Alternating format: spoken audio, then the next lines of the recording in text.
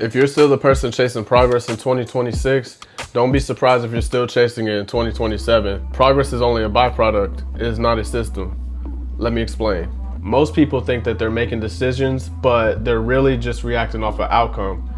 Waiting until pressure shows up, until emotions start kicking in, or until urgency forces movement.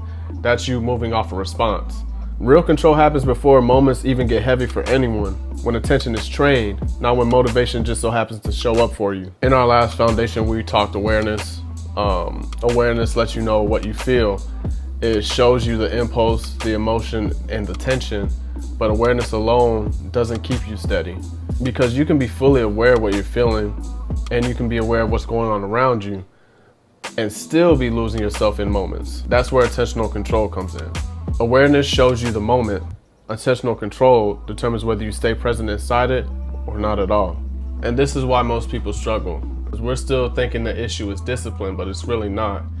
The real issue is where their attention goes the moment things become uncomfortable. We were never trained to be comfortable in uncomfortable situations. So when pressure shows up, attention is going to do one of two things.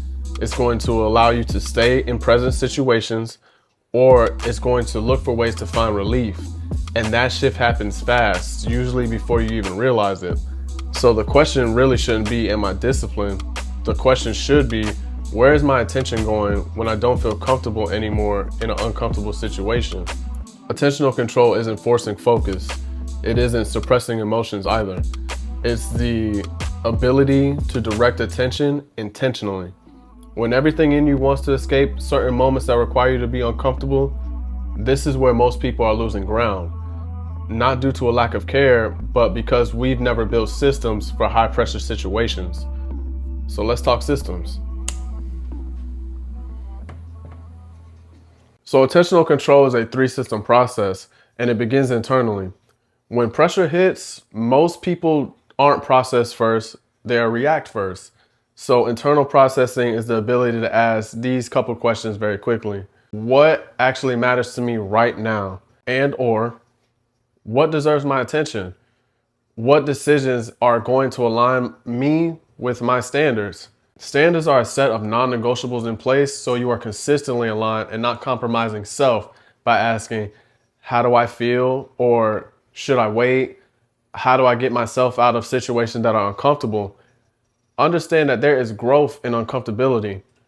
Given the situation though, we should be prepared to embrace that.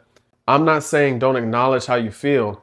The idea is to be grounding self first, otherwise you allow external things to dictate who you are and what you embody. This isn't overthinking, it's clarity under pressure. And the faster we can begin to process things internally, the less control emotion is going to have over us in high pressure situations.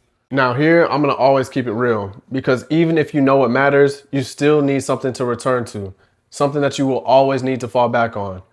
This is standard recall. Standard recall is remembering to always ask yourself, who are you? And then knowing who you are, who you decided to be, what you value, what you stand for, and what you will never compromise. This goes right into your discipline, your principles, your spirituality, your integrity within yourself. In pressure, most people forget their standards and then negotiate with emotion.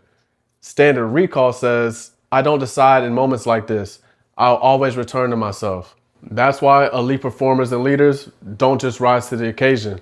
They fall back on what they've known and trained on. They will always fall back on their standards.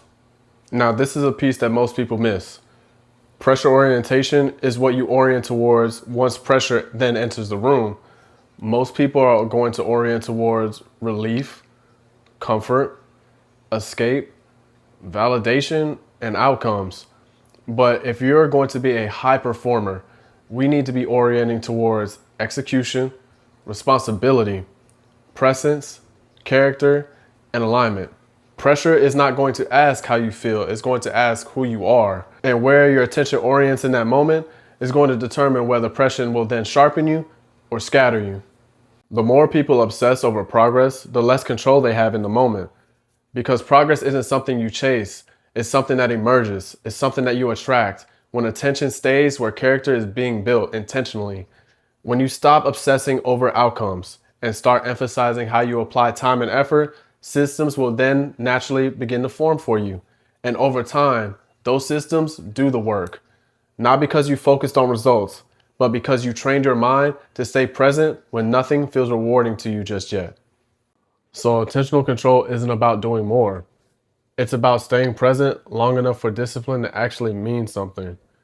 Awareness lets you see the moment. Attentional control decides whether you'll be able to stay in it or fall out of it immediately. And pressure doesn't break you. At least it was never supposed to. It exposes where your attention goes when it's time for us to show up. This is Foundation 2. Be on the lookout for Foundation 3 on my Instagram. I'll be sure to leave that in the description. Peace be on you.